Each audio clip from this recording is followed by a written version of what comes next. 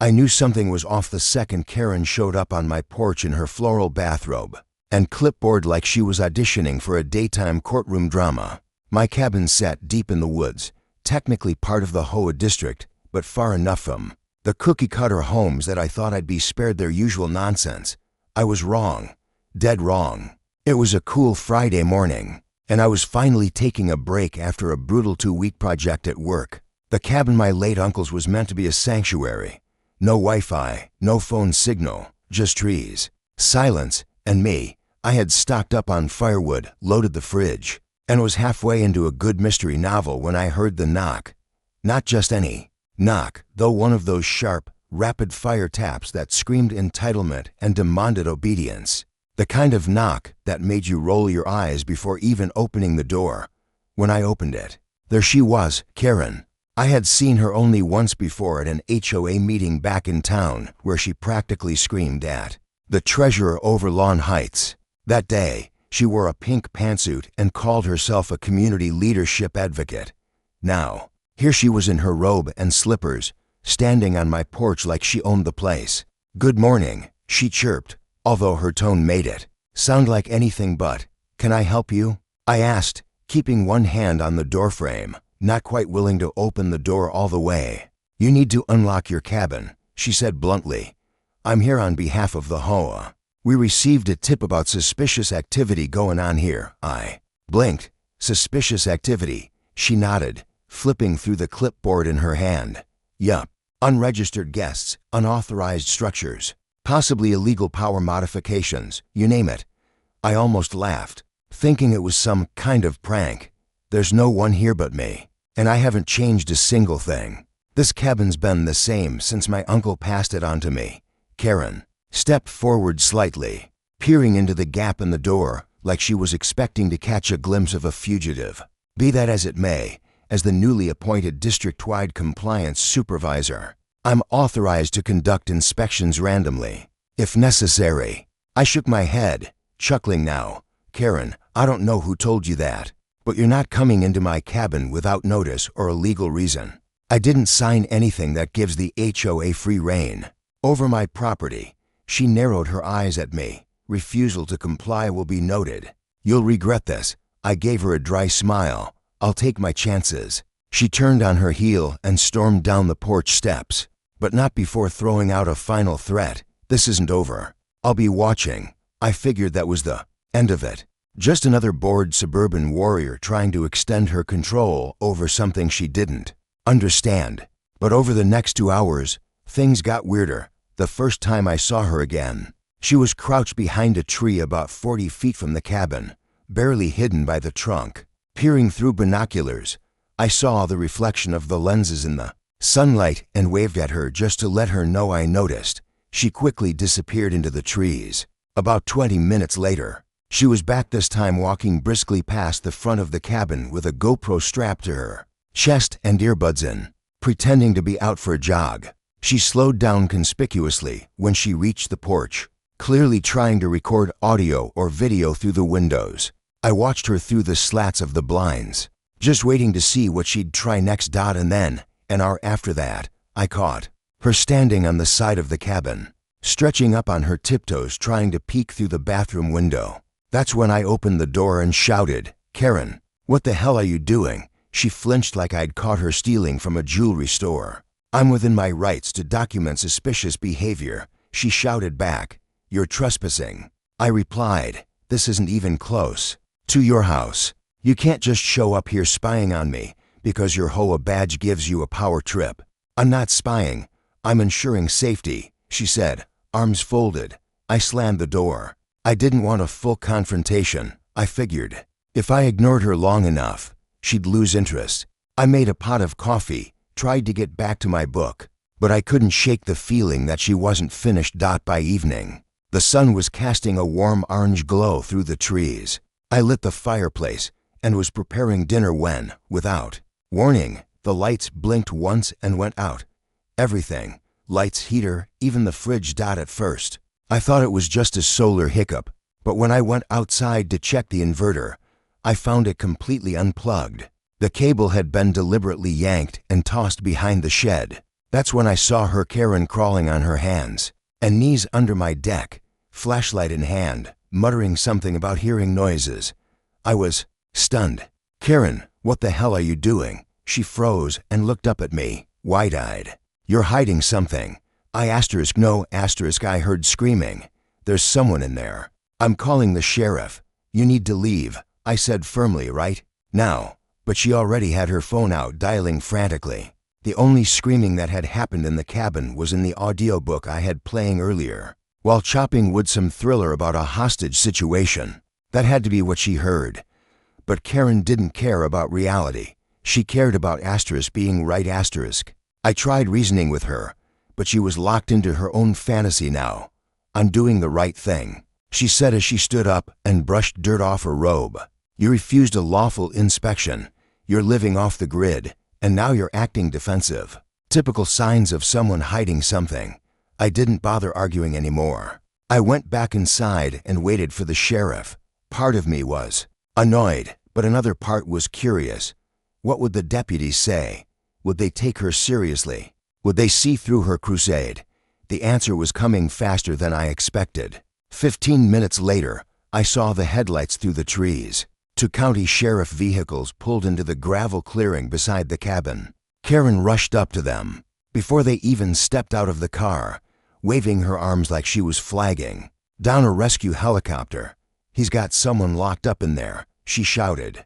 "He refused inspection, and then he attacked me." I opened the door calmly and stepped outside. The older deputy gave me a cautious look. "Evenin', sir.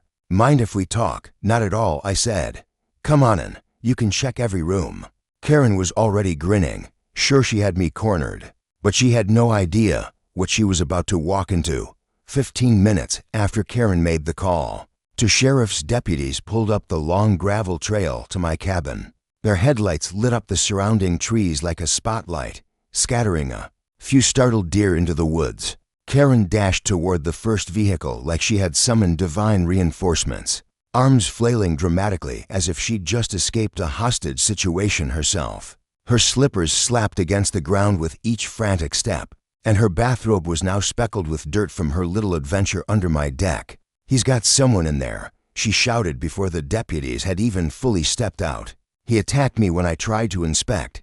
He's unstable, possibly armed." One of the deputies raised his hand, calm but firm.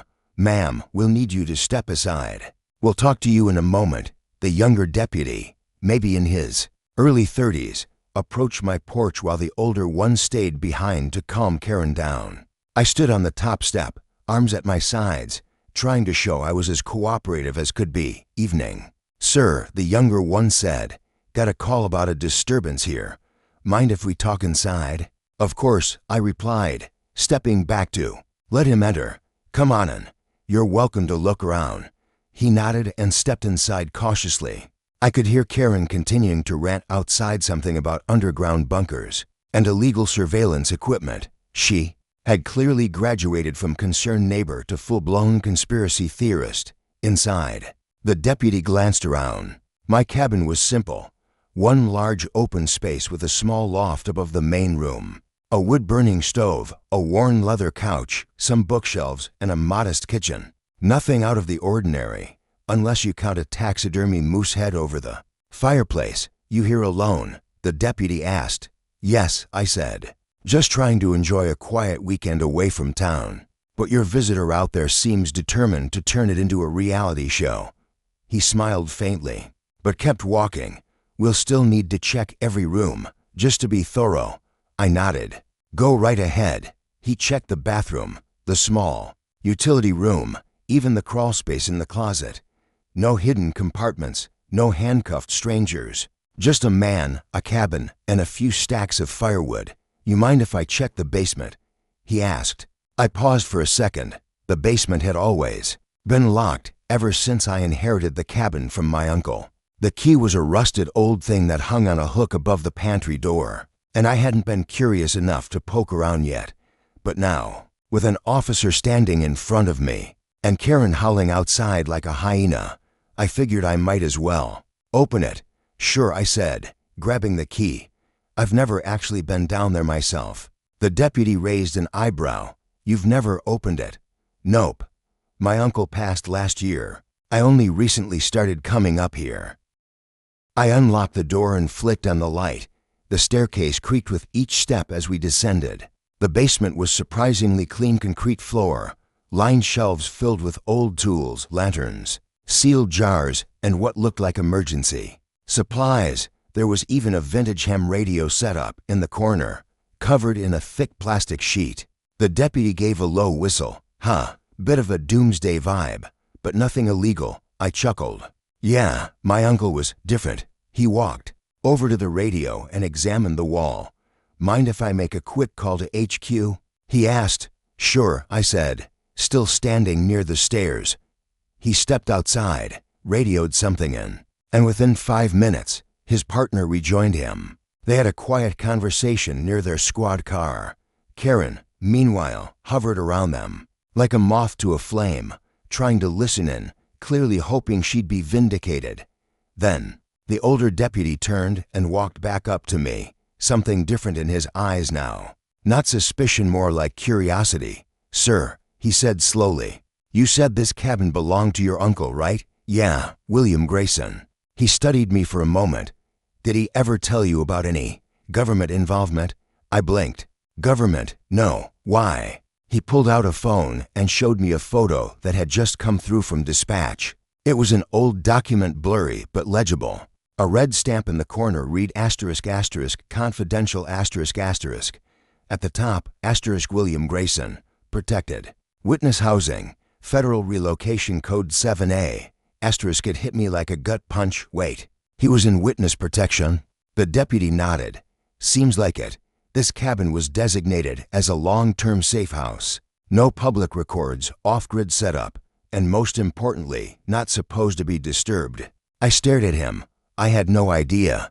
I believe you, he said. Thing is, when your friend outside called in and mentioned the address, it triggered an alert in our system. That's why I ran the name through the database. Turns out your uncle's file is still partially sealed. Suddenly, Karen's voice cut through the quiet. What are you people waiting for? Arrest him already. The older deputy turned, annoyed now. Ma'am, you need to leave this property. Immediately.